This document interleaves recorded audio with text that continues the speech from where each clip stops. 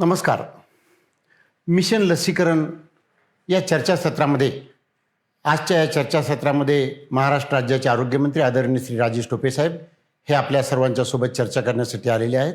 आणि राजेश टोपे साहेब आपलं मी या चर्चासत्रामध्ये स्वागत करतो. नमस्कार साहेब. आपण लसीकरणाची अंमलबजावणी ह्या विषयावरती आपण चर्चा करणार आहोत. आपण मागच्या दोन्ही सत्रामध्ये अतिशय चांगल्या पद्धतीने जे काही नवीन कोरोना वाढत चाललेला आहे त्याच्याबद्दल आणि लसीकरणाची जी काही योजना आपली होती त्याच्याबद्दल आपण बरीच माहिती चांगल्या पद्धतीने दिली. आता लसीकरणाची अंमलबजावणी आपण करण्याच्या संदर्भामध्ये काही काही गोष्टी एक महाराष्ट्राच्या जनतेला समजून घेण्याच्या दृष्टिकोनातून आपण चर्चा करतो आहोत. जसं आपण सांगितलं की हेल्थ वर्कर, फ्रंटलाईन वर्कर, 60 वर्षाच्या पुढचे वयस्कर आणि 45च्या पुढचे कोमॉर्बिड या कॅटेगरीमध्ये आपण एक 12% लोक होतात आणि ते आपण आपल्या आत्तापर्यंतच्या आपल्या योजनेमध्ये आपण कव्हर केलेले आहेत आणि ते आपण जूनपर्यंत त्यांचं लसीकरण पूर्ण होईल. तर एक साधारणतः काही अंदाज आहे का की त्याच्या पुढची कॅटेगरी कुठली ओपन होईल आणि त्यांचं कधी सुरू होईल, किंवा या संदर्भात काही एक माहिती जर महाराष्ट्रातल्या लोकांना मिळू शकली, कारण ते पण व्हर्नेलेबल आहेत, त्याच्यातले काही लोक जे ते कोमॉर्बिड आहेत, तर मग त्यांना पण मिळणं हा पण त्यांचा पण एक हक्क आहे. तर त्याच्या संदर्भात काही आपण माहिती देऊ शकाल का? मला वाटतं की 18 वर्षाच्या वरचे जे लोक आहेत त्या सगळ्यांनाच खरं तर युनिव्हर्सल हे व्हायला हवं, परंतु एका वन गोमध्ये किंवा एका वेळेस हे शक्य नाही. आणि म्हणून त्याच्यात प्राथम्यक्रम जे दिलेलं आहे ते व्हल्नरेबल ग्रुपला दिलेलं आहे की जे लोक कोविडला बळी पडू शकतात आणि त्यांना अधिक त्रास होऊ शकतो, तर या ग्रुपला प्रथम क्रमांकाने करणं हे गरजेचं आहे, त्यात काही वादच नाही. आणि म्हणून आता या सगळ्या 45च्या वरच्या लोकांची काळजी घेण्यात येते आणि हेल्थ वर्कर्स आणि त्याची काळजी घेण्यात येते, फ्रंटलाईनर्सची, कोमॉर्बिडची काळजी घेण्यात येते, पण त्याच्या खालचे जे लोक आहेत त्यांना पण व्हायला हवं अशी माझी तरी केंद्राकडे मागणी राहील आणि केंद्राने त्याची काळजी घ्यायला हवी अशी माझी निश्चित प्रकारे मागणी आहे. व्हेरी गुड, फार छान. म्हणजे आपण केंद्राकडे अशा प्रकारची मागणी करतात की लवकरात लवकर आम्हाला पुढची पण परमिशन द्या, कारण आपली यंत्रणा तयार आहे आणि आपण स्लोली त्यांना देऊ शकू. नक्कीच. व्हेरी गुड साहेब. काही लोकांना ग्रामीण भागामध्ये किंवा काही स्लम्स एरियामध्ये काही लोकांना हे नेमकं लस कशी घ्यायची, त्याचं रजिस्ट्रेशन कसं करायचं आणि त्याची नोंद कशी करायची, ती नोंद केल्यावरती पुढं काय होईल याच्या संदर्भातली काही माहिती नसते. तर एक्झॅक्टली आपण ह्याची नोंदणी कशी करायची ह्याची काही प्रक्रिया जर आपण लोकांना समजून सांगितली तर त्याचा मोठा उपयोग होऊ शकेल. आता बघा, साधारणपणे राज्य शासनाच्या स्वतःच्या आरोग्य संस्था ज्या आहेत त्या 2500 आहेत आणि खाजगी जवळजवळ 650 ते 700 आहेत. यावर आपलं लसीकरणाची परवानगी देण्यात आलेली आहे आणि या केंद्रांवर कोविन ॲपच्या माध्यमातून आपण रजिस्ट्रेशन करू शकता आणि त्यानंतर आपण अपॉइंटमेंट घेऊ शकता. ह्या अपॉइंटमेंट घेतल्याच्या नंतर तुम्हाला जो टाईम स्लॉट दिला जातो त्या टाईम स्लॉटवर तुम्ही जर तिथे गेलात, तुमच्या सेंटरवर तुम्ही चॉईस करायची सेंटर, त्या सेंटरवर तुम्ही गेलात तर तुम्हाला लसीकरण त्या टाईम स्लॉटवर दिलं जातं. आणि जे लोक या सगळ्या फंद्यात पडू इच्छित नाहीत आणि थेट जाऊन केंद्रावर वॉक इन त्या ठिकाणी जाऊन भेट देऊन करून घेऊ इच्छितात लसीकरण, ते तसे पण जाऊ शकतात. एवढंच आहे की त्या लसीकरणाचा स्टॉक आणि त्या लसीकरणाच्या केंद्राची एकूण पोटेन्शियल किंवा कॅपेबिलिटी किंवा एबिलिटी एका दिवसभरात लसीकरणाची जेवढी असेल त्याप्रमाणे ते लोकांना अकोमोडेट करतात, म्हणजे त्यामध्ये सहभागी करून घेतात. अच्छा, म्हणजे ही अतिशय महत्त्वाची गोष्ट तुम्ही सांगितली सर आत्ता, की रजिस्ट्रेशन जरी आम्ही ऑनलाईन केलं नाही आणि डायरेक्ट आम्ही वॉक इन केंद्रावरती गेलो तर केंद्रावरती गेल्यावर सुद्धा तिथे रजिस्ट्रेशन ऑन दी स्पॉट करता येतं. आपला देश जो आहे हा थोडासा साधू संतांचा देश आहे. आपल्याकडे सर्वच समाजामध्ये कुठलाही समाज घ्या तर साधू संत, मौलाना, फादर्स, अशा वेगळ्या प्रकारची सगळी लोक असतात. त्याच्यामध्ये काही लोक असे असतात की ज्यांच्याकडे त्यांचं आय कार्ड किंवा पासपोर्ट वगैरे ओळखपत्र असू शकतं, परंतु आपल्याकडे जे पूर्ण संन्यासी म्हणतो आपण त्याला, पूर्ण DOT, की ज्यांच्याकडे आय कार्ड नाही, ज्यांच्याकडे आधार कार्ड नाही, पॅन कार्ड नाही, तर अशा प्रकारचे साधू संत जे आहेत, जे 45च्या पुढचे कोमॉर्बिड किंवा 60च्या पुढचे, म्हणजे त्या कॅटेगरीमध्ये बसणारे व्यक्ती आहेत का? तर आहेत. परंतु त्यांना ॲपमध्ये कुठली व्यवस्था नाही आहे आणि अशा सगळ्या जाती धर्मांच्यामध्ये असे त्यागी महापुरुष आहेत. तर ह्या सर्व लोकांना सुद्धा वॅक्सिनेशनची संधी मिळावी. तर यासाठी म्हणजे मी स्वतः माननीय पंतप्रधानांना एक पत्र लिहिलेलं आहे. मी नीती आयोगाशी बोललेलो आहे. आपण राज्य पातळीवरती एक आरोग्यमंत्री म्हणून आपण या संदर्भामध्ये आपल्याला काय वाटते आपण सांगा. आणि अतिशय माणुसकीला धरून हा प्रश्न आहे, कारण शेवटी समाजामधले काही घटक असे असतात की ज्यांच्याजवळ काही ह्या गोष्टी उपलब्ध नसतात, की ओळखपत्र आणि आधार कार्ड, तरीसुद्धा त्यांना वॅक्सिनेशन करता यावं या दृष्टिकोनातून शेवटी एक गाईडलाईन किंवा मार्गदर्शन केंद्र शासनाने करायलाच हवं असं राज्य सरकारच्या आरोग्य विभागाच्या वतीनं आम्ही लिहिलेलं आहे आणि उत्तर अपेक्षित आहे. ते आल्यानंतर आम्ही ह्या सगळ्यांना निश्चित प्रकारे सहभागी करून घेऊ. Very good. म्हणजे आपण जर अशा प्रकारचं इनिशिएटिव्ह केलं असेल आणि त्याच्यामुळे जर आपल्याला करायलाच काही हवं. उपयोग झाला तर काय कुणी पण असू द्या सर, करायलाच 60 हवं. वर्षाच्या पुढचे लोक आहेत आणि त्यांना जर होत असेल तर एक, कारण ते जास्त स्प्रेडर पण असू शकतात, ते जातात तर अनेक लोकांना भेटतात. साहेब, हा जो कोविन ॲप आहे, सुरुवातीच्या काळामध्ये किंवा आता नंतरच्या काळामध्ये वेगळ्या वेगळ्या प्रकारच्या ज्या काही डिफिकल्टीज येतात, अडचणी येतात, काही लोकांचं रजिस्ट्रेशन होत नाही, काही लोकांच्याकडनं ते भरता येत नाही, काही लोकांच्याकडनं रजिस्ट्रेशन झालं तर त्या हॉस्पिटलमध्ये त्याची नोंद नसते. अशा बऱ्याच डिफिकल्टीज आणि अडचणी ज्या आहेत त्या लोकांना फेस कराव्या लागतात. तर ह्याच्यामध्ये या संदर्भात तुम्ही काही माहिती देऊ शकाल का? आहे. सुरुवातीच्या काही काळात त्या ठिकाणी कोविन ॲपमध्ये सुरुवातीला स्टार्टिंग ट्रबल होता, परंतु आता मात्र रजिस्ट्रेशन आणि अपॉइंटमेंट्स वगैरे ह्या काही गोष्टी असतील ह्याच्यात कुठेही अडचण येत जी. नाही. मात्र नेटवर्क प्रॉब्लेम जिथं असेल किंवा जिथं सर्व्हर डाऊन झालेला आहे, सर्व्हर स्लो झालेला आहे, अशा वेळेस काही तांत्रिक कारणाने थोडीफार अडचण येऊ शकते. परंतु बऱ्यापैकी आता अडचणी दूर झालेल्या आहेत. आत्तापर्यंत झालेल्या एकंदर वॅक्सिनेशन आज तारखेला 43 लाख लोकांना वॅक्सिनेशन झालेलं आहे. तर यामध्ये आता अशा अडचणी फार आढळत आहेत असं दिसत नाही. परंतु सर्व्हर डाऊन आणि सर्व्हर स्लो होणं किंवा कधीकधी नेटवर्क प्रॉब्लेम येणं ह्या गोष्टी होऊ शकतात. साहेब, याच्यामध्ये एक गोष्ट जी प्रामुख्याने जाणवते मोठ्या शहरामध्ये, खेड्यापाड्यामध्ये नाही होत, की मोठ्या शहरामध्ये हॉस्पिटलची संख्या खूप जास्त असते. अशा वेळेला ते आम्ही एंट्री मारली त्यावेळेला कुठलं हॉस्पिटल त्यांना डिस्ट्रीब्युशन कसं केलं जातं ती सिस्टीम, त्याच्या संदर्भात इश्यू होतात, म्हणून कदाचित त्याच्यात पुढं जाता येत नाही. हा एक पार्ट असू शकतो. परंतु त्याच्यामध्ये लोकांना त्या ठिकाणी जर जायला प्रॉब्लेम येत असेल किंवा लोकांना ते ॲप रजिस्ट्रेशनवरती अपॉइंटमेंट मिळायला प्रॉब्लेम येतो, त्याचं कारण लसीकरण केंद्र अवेलेबल नाही असं सांगितलं जातं किंवा मग त्याच्यामध्ये पुढची तारीख पण लवकर दिली जात नाही. हा सगळ्यात मोठा प्रॉब्लेम आता सध्या उपलब्ध आहे असं माझं मत आहे. नाही, मला वाटतं कुठलीही अडचण आली तरी सुद्धा राज्य शासनाच्या 104 आणि केंद्र शासनाच्या 1075 हां, या नंबरवर, टोल फ्री नंबरवर आपल्याला सगळी Very हेल्पलाईनवर good. या सगळ्या गोष्टी उपलब्ध आहेत. अच्छा. या सगळ्यांचं मार्गदर्शन तिथे मिळतंच. आणि मला हे म्हणायचं की जर समजा तुम्हाला कुठे रजिस्ट्रेशनला आणि ह्याला प्रॉब्लेम आला तर तुम्ही डायरेक्ट जरी त्या केंद्रावर गेले हां. तरी तुम्हाला तिथेही थेट मार्गदर्शन मिळू शकतं.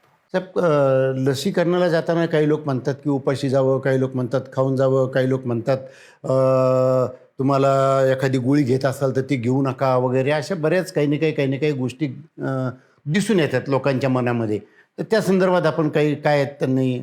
अशी कुठलाही निर्बंध नाही. मी एवढंच म्हणेल की 18 वर्षाच्या कमी या व्यक्तीला फक्त लसीकरण करता येत नाही किंवा स्तनदा माता आणि गरोदर माता यांनाच फक्त लसीकरण करता येत नाही किंवा ज्यांना ॲलर्जिक विषय आहेत, साधारण ॲलर्जीज असू शकतात, जी. तर त्या ॲलर्जीजच्या असलेल्या लोकांनी जरा त्यांनी करू नये.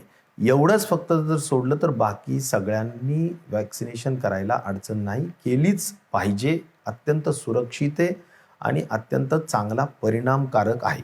आणि त्यांनी आपल्या गोळ्या औषधं जे असतील ते रोजचे रोज घ्यावेत, काहीही अडचण त्याच्याने काही अडचण येणार काही नाही. अडचण. साहेब, आता जर असं एखाद्याने रजिस्ट्रेशन केलं आणि रजिस्ट्रेशन केलेलं त्याला त्यावेळेस जायला जमलं नाही आणि पुन्हा टाईम मागितला, 8 दिवसांनी मागितला, 15 दिवसांनी मागितला, तर असा परत टाईम घेता येतो का लोकांना? सहज पद्धतीनं घेता येतो. काही अडचण नाही. आपला दिलेला टाईम, अपॉइंटमेंट दिलेली, आपण नाही पाळू शकलो, त्या दिवशी नाही जाऊ शकलो, त्या स्लॉटला नाही जाऊ शकलो, तरी सुद्धा काही हरकत नाही, पुन्हा आपण जाऊन अपॉइंटमेंट घेऊ शकतो, पुन्हा आपल्याला फर्स्ट डोजला देता येऊ शकतं, सेकंड डोस देता येऊ शकतो, जो काही ठरलेला विषय तो सहज करता येतो. हे सगळं फ्रेंडली वातावरणात होतं, कुठल्याही त्याच्यामध्ये अशी जाचक अट नाही आहे किंवा एकदा संधी गेली की परत काहीच नाही असा अजिबात काही विषय नाही. वॅक्सिनेशन हा आपल्या देशाच्या हिताच्या दृष्टिकोनातून अत्यंत महत्त्वाचा कार्यक्रम आहे आणि त्यामुळे तो सहज पद्धतीनंच लोकांना उपलब्ध व्हावा, अशिक्षित लोकांना सुद्धा सहज पद्धतीनं त्यांच्या अडचणीवर मात करून त्यांना करता यावं अशा दृष्टीनं सुलभता त्याच्यामध्ये आहे. साहेब, काही काही लोक असं म्हणतात की आता पहिला डोस घेतला तो एका वॅक्सिनचा घेतला तर दुसरा डोस दुसरा घेतला तर चालेल का?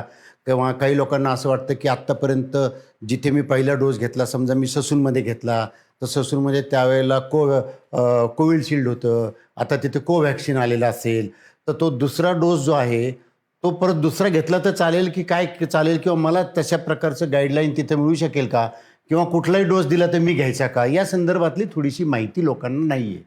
पहिला डोस घेतल्यानंतर त्याच ठिकाणी घ्यावा असंही अपेक्षित नाही. घेतलं उत्तम त्याच ठिकाणी, पण दुसरीकडे जरी घ्यायचा असेल तरी सुद्धा तुम्ही दुसऱ्या केंद्रावर जाऊन तुमचं रजिस्ट्रेशन करून अपॉइंटमेंट घेऊन तुम्हाला जाता येतं. म्हणून फार त्याच्यामध्ये सहजता आणि सुलभता त्या ठिकाणी ठेवण्यात आलेली आहे आणि त्यामुळे मला असं म्हणायचं की सेंटर्स पण बदलता येतात आणि शक्यतो त्याच कंपनीचा डोस सेकंड घेतला तर तेच उत्तम आहे आणि तेच घेतलं पाहिजे, अशीच त्यामधली महत्त्वाची भूमिका आहे. हां, कारण मी मागच्या आठवड्यात असं पुण्यामध्ये जेव्हा कोवॅक्सिन दिले सगळीकडे, तेव्हा पर्टिक्युलरली पेपरमध्ये असं आलं होतं की ज्यांनी पहिला डोस घेतलेला आहे त्यांना पहिला कोविशिल्डचा डोस देण्याच्या संदर्भातल्या लसी वेगळ्या काढून ठेवलेल्या आहेत आणि दुसऱ्यांना हे देत आहेत. म्हणजे त्या हिशोबानेच आपण जे सांगताय त्या हिशोबाने. सर, आता एखाद्याला जर करोना होऊन गेला असेल, तो पॉझिटिव्ह होऊन गेला असेल तर त्याला लस घ्यायला पाहिजे का? हा पहिला मुद्दा.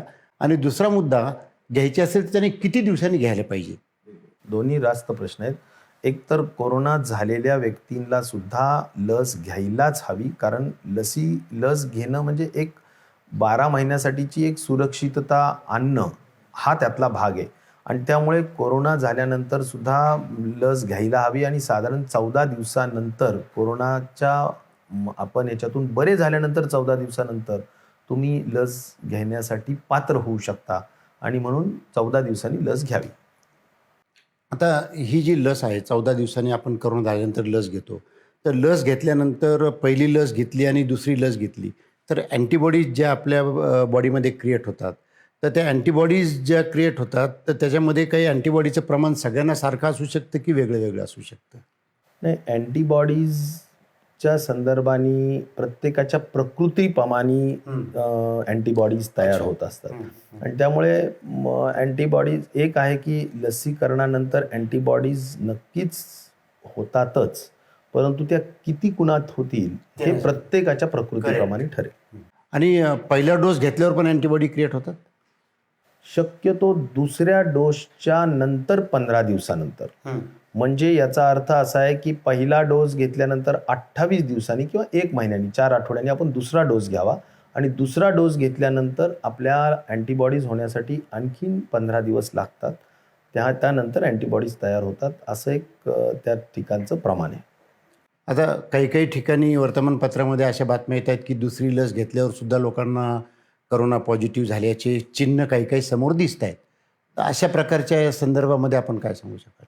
एक नक्कीच आहे की 2 डोस नंतरच अँटीबॉडीज तयार होतात, त्यामुळे 1 डोस नंतर पॉझिटिव्ह आल्याचं चित्रचं नवल वाटण्याचं कारण नाही, पण 2 डोसच्या नंतर 15 दिवसानंतर सुद्धा जर पॉझिटिव्ह आला तर निश्चितच आपल्याला त्याच्याबद्दलची आश्चर्यता वाटणं साहजिक आहे. पण मला फार स्पष्ट सांगितलं पाहिजे की शेवटी वॅक्सिन म्हणजे केअर करणं, लस घेणं म्हणजे तुम्हाला एक प्रकारची एक कवच कुंडल म्हणा किंवा सुरक्षितता म्हणा ते होऊ शकतं, पण याचा अर्थ पुन्हा पॉझिटिव्ह होणारच नाही असं अजिबात नाही आहे. आपण ज्यावेळी म्हणतो की एखाद्या लसीचं इफिकसी ही 71% आहे, याचा अर्थ 100मध्ये 71% लोकांना बऱ्यापैकी चांगली इम्युनिटी मिळू शकते, पण 30% जे उर्वरित 29% जे लोक आहेत त्यांना पुन्हा बाधित होण्याची शक्यता नाकारता येत नाही. पण एक आहे की बाधित जरी झाला पॉझिटिव्ह जरी झाला तो व्यक्ती, तरीसुद्धा त्याला सिम्पटम्स अत्यंत माइल्ड असतात. त्याला सिव्हिअरिटी जास्त होणार नाही, कारण त्यांच्यामध्ये अँटीबॉडीज असतात आणि अँटीबॉडीज असल्यामुळे त्या व्हायरसला न्यूट्रलाइज करण्याच्या दृष्टिकोनातून त्या फार महत्त्वाची कामगिरी करत असतात. म्हणून मला असं म्हणायचं की अत्यंत माइल्ड सिम्पटम्स असतात आणि कधीकधी एसिम्पटमॅटिक सुद्धा असू शकतात. तर आपण वॅक्सिनेशनचे 2 डोस घेतले म्हणजे आता आपण पूर्ण आयुष्यभराचा विषय नसतो, तो 12 महिन्यापर्यंत सध्या तरी सुरक्षितता हे वॅक्सिन देऊ शकतं, अशातला सध्याचा तरी आकडेवारी ICMR, NCDC आणि पण आता आपण WHO सांगितलं, आपण आत्ता सांगितल्यामुळे ह्या प्रश्नाचा उलगडा झाला, नाही तर आम्हाला काही कळत नव्हतं. कारण आम्हाला असं वाटतं की 2 डोस घेतले म्हणजे माणूस सिक्युअर झाला. परंतु असं वर्तमानपत्रामध्ये येत होतं ते की एफिकेसी किती असते वगैरे, म्हणजे तो किती टक्के लोकांना सेफ करतो आणि बाकीच्या लोकांना सुद्धा जरी झाला तरी तो माइल्ड असू शकतो, परंतु होऊ शकतो. हे आपण आता सांगितल्यामुळं त्याच्या संदर्भामध्ये पूर्णपणे त्याची माहिती आत्ता आपल्याकडं. आता मला एक साहेब महत्त्वाची गोष्ट अशी आहे की व्हॅक्सिनेशन सुरू होण्यापूर्वी खूप मोठ्या प्रमाणावरती व्हॅक्सिनेशन घेऊ नये अशी हेजिटन्सी ही खूप मोठ्या प्रमाणावरती होती. व्हॅक्सिनेशन घेतलं तर हे होईल, ते होईल, असे आजार होतील, तसे आजार होतील, रक्ताच्या गुठळ्या होतील वगैरे, असं लोक खूप वेगळ्या वेगळ्या पद्धतीने त्याचा चुकीचा प्रचार हा अनवगानाने बऱ्याच ठिकाणी सोशल मीडियामध्ये होत होता. पण आता इतक्या मोठ्या प्रमाणावरचं व्हॅक्सिनेशन झालेलं असल्यामुळे पोस्ट व्हॅक्सिनेशन फॉलोअपच्या संदर्भामध्ये किंवा लोकांना काही गंभीर स्वरूपाचे आजार किंवा काही माइल्ड स्वरूपाचे आजार या संदर्भामध्ये काही आपला अनुभव आपण एक आरोग्यमंत्री म्हणून महाराष्ट्राच्या जनतेला देऊ शकाल? एक नक्कीच आहे की कुठल्याही म्हणजे कधी कधी असं म्हणतात की बाबा हे वॅक्सिन फार कुठल्या वेगवेगळ्या जनावरांच्या अवयवापासून तयार झालंय किंवा काय वेगवेगळे म्हणजे काहीतरी त्याच्या चुकीच्या गोष्टी पसरवण्याचं काम करतायत आणि त्याच्यामुळे काही लोक असं म्हणतात की नाही त्याच्यामुळं वंधत्व येतं, तर नपुसकता येते. तर या काही गोष्टीचा खोटा प्रचार केला जातो आहे. मी जाणीवपूर्वक सांगेन की जगभरातले लोक, सर्व धर्मातले लोक, पाकिस्तानमध्ये सुद्धा मुस्लिम बांधव आहेत, तिथे तर आपल्या देशातून आपण वॅक्सिन्स पाठवतो आहोत आणि तिथे सुद्धा मोठ्या संख्येने लोक वॅक्सिनेशन करून घेत आहेत. त्यामुळे ही जी काही चुकीची गोष्ट पसरवली जाते ही रोखण्याच्या दृष्टिकोनातून मला वाटतं मोठ्या पद्धतीनं कार्य व्हायला हवं. आणि वॅक्सिनेशन हे सुरक्षित आहे, हे कुठल्याही परिस्थितीत साईड इफेक्ट्स न करणारे, अतिशय परिणामकारक आहे आणि समाजाच्या अत्यंत मोठ्या पद्धतीनं हिताचं आहे. म्हणजे हा एक रुटीन कोर्स म्हणून हे वॅक्सिन घेणं आवश्यक आहे आणि हे वॅक्सिन घ्यायला पाहिजे.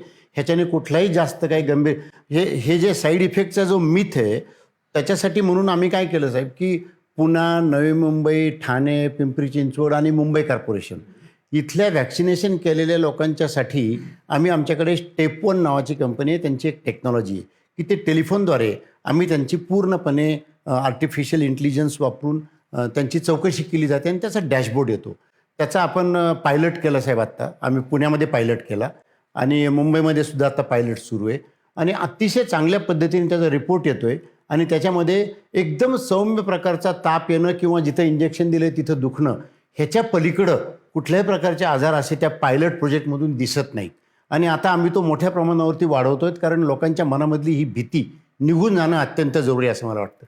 दुसरा प्रश्न असा आहे साहेब की सुशिक्षित लोक किंवा मिडियम क्लासचे लोक हे तरी समजा ह्या सगळ्या अवेअरनेसमुळे जातात आणि घेत आहेत, परंतु साहेब अशिक्षित किंवा एकदम खेड्यापाड्यातली किंवा शहरातली आणि झोपडपट्टी भागातली ह्या प्रकारच्या लोकांना व्हॅक्सिनेशन घेणे ते म्हणतात आम्हाला गरजच नाही किंवा ते म्हणतात आम्ही व्हॅक्सिनेशनला पुढे येत नाही, अशा पद्धतीच्या मॉबला आपण कशा पद्धतीने मार्गदर्शन कराल की त्यांना सर्वांना व्हॅक्सिनेशन करणं जरुरी आहे का, आणि जरुरी असेल तर आपण महाराष्ट्राच्या जनतेला आपण कशा पद्धतीने मार्गदर्शन कराल? मी आत्ता सांगितल्याप्रमाणे 18 वर्षाच्या वरच्या खरोखर सर्वच व्यक्तींनी खऱ्या अर्थाने वॅक्सिनेशन करून घेतलंच पाहिजे. मग गोरगरीब घटक, जो अशिक्षित घटक, जर त्यांना काही चुकीचा समज असेल तर मी म्हणेल त्यांना काउन्सिलिंग करणं, समुपदेशन करणं हे आजच्या काळाची गरज आहे.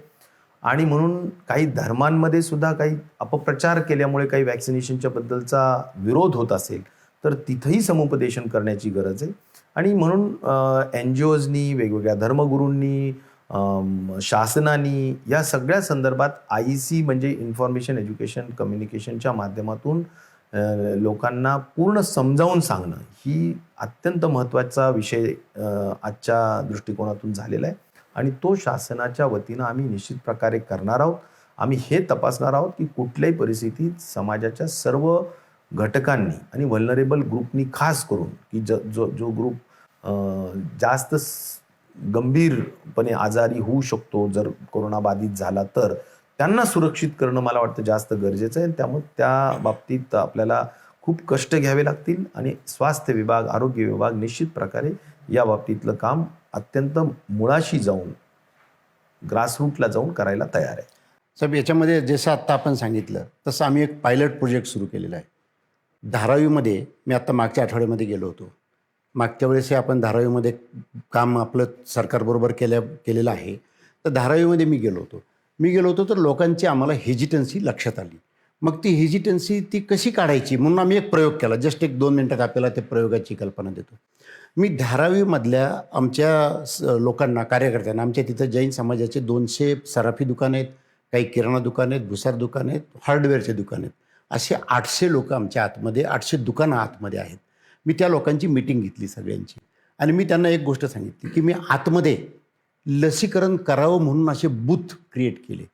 उद्या सकाळी त्या बूथचे उद्घाटन आहेत आणि असे 10-15 ठिकाणी धारावीच्या आतमध्ये ते बूथ करून रजिस्ट्रेशन करण्यासाठीची मदत आणि जीप गाडी ठेवून एक प्रचार रथ म्हणून तो ठेवून की लसीकरण कसं करावं आणि असे प्रॅम्पलेट छापून आम्ही तिथे एक अशा प्रकारचं टार्गेट प्रोजेक्ट करतो आहोत की धारावीचं व्हॅक्सिनेशन हे रेकॉर्ड ब्रेक करावं. कारण धारावी ही व्हर्नरेबल आहे, जगातली मोठी झोपडपट्टी आहे आणि धारावीमध्ये लसीकरण केंद्र नव्हतं. मी कमिशनर साहेबांना विनंती केली आणि आत्ता तिथे उद्या सकाळी लसीकरण केंद्र फक्त धारावीसाठी ओपन होते. तर हा धारावीचा जो प्रोजेक्ट आम्ही उद्यापासून सुरू करतो साहेब, त्याच्यामध्ये आपण एक संपूर्ण धारावी झोपडपट्टीमध्ये रजिस्ट्रेशन केलेलं आहे. अशाच प्रकारचं जर एक शोकेसिंग मॉडेल झालं तर ते महाराष्ट्रातल्या सर्व शहरातल्या झोपडपट्ट्यांना त्याचा उपयोग होऊ शकेल. त्यामुळं स्पेसिफिकली धारावीच्या लोकांना आपण काही गाईडलाईन द्याल का, अशी माझी आपल्याला विनंती आहे. आणि धारावीच्या बाबतीत भारतीय जैन संघटनेच्या वतीनं आपण जे सर्व जैन बांधवांना एकत्र करून जे बूथ्स करतायत आणि बूथच्या माध्यमातून रजिस्ट्रेशन करायला, वॅक्सिनेशन करायला, लोकांना जनजागृती करायला जे महत्त्वाचं महान कार्य करतायत त्याबद्दल मी भारतीय जैन संघटनेचं आभार व्यक्त करेल. हा अत्यंत स्तुत्य असा चांगला उपक्रम आहे आणि त्याचं मी स्वागत करेल. शासनाला खूप मोलाची मदत आपण या सगळ्या उपक्रमातून करतायत. मी एवढंच सांगेल की हीच शासनाची अपेक्षा आहे की सगळ्यांना जनजागृती व्हावी लसीकरणाची आणि सगळ्यांनी लसीकरणाच्या कार्यक्रमात सहभाग नोंदवावा. तेच काम तुम्ही करतायत. जिथे तुम्ही कमी पडत असाल किंवा जिथे तुम्हाला शासनाची कुठे हँडहोल्डिंगची गरज आहे, मदतीची गरज आहे, आम्ही तुमच्या बरोबर आहोत. Thank you sir. मुंबई महानगरपालिकेचं खूप चांगलं सहकार्य आणि आता आपल्याला मिशन लसीकरण या चर्चासत्रामध्ये आदरणीय राजेश टोपे साहेबांनी एक लसीकरणाच्या संदर्भातल्या अंमलबजावणीची अतिशय चांगल्या पद्धतीची माहिती आपल्याला दिली. सर्वांनी लस घेतली पाहिजे याच्यावरती त्यांनी भर दिला. सुशिक्षित असो, अशिक्षित असो, खेड्यातले असो, शहरातले असो, आपण सर्वांनी लस घेतली पाहिजे आणि ही लस अतिशय सुरक्षित आहे. ह्या लसीने कुठल्याच प्रकारचे गंभीर आजार होत नाहीत अशा प्रकारचा संदेश आपल्याला आदरणीय राजेश टोपे साहेबांनी दिलेला आहे. टोपे साहेब, ह्या मुलाखत दिल्याबद्दल खूप खूप धन्यवाद. मी आपला आभारी आहे साहेब. नमस्कार.